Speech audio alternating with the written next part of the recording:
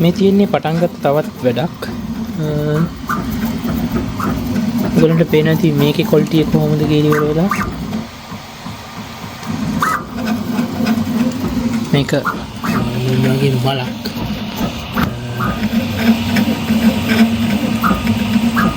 ආරම smooth right. යට කොටස PETG උඩ කොටස ABS වලින් ගාලා තියෙන්නේ. ඒකේ බ්ලෙන්ඩ් එකත් හොඳටම තියෙනවා. ආරම ස්මූත්.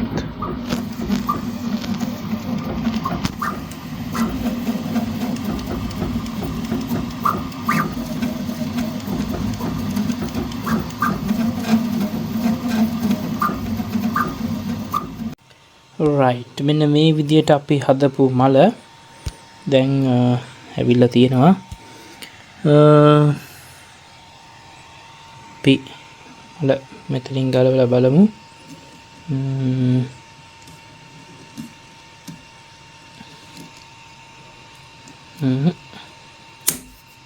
right මේ විදියට ගලව ගත්තා.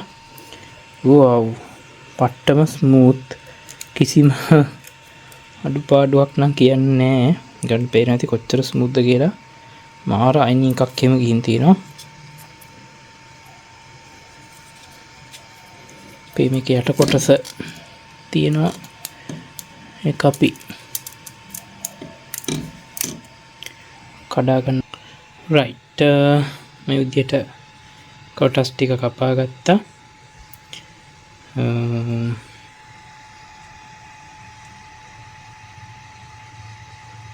මේක මේ විදිහට තමයි.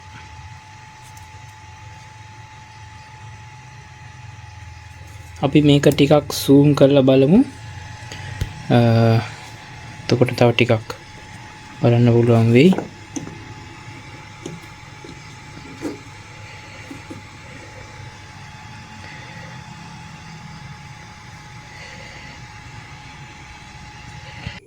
right දැන් ටිකක් ලයිට් එකක් ගහවට අරන් ආවා.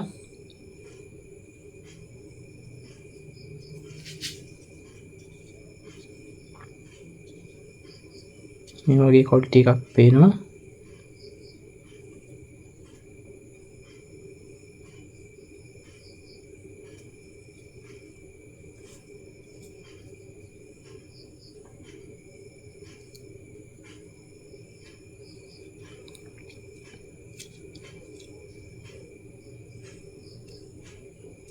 සම්පූර්ණයෙන්ම මේ හොඳට ප්ලාස්ටික් සද්ද තමයි තියෙන්නේ. ආමුකුත් නෑ මාර හයියයි.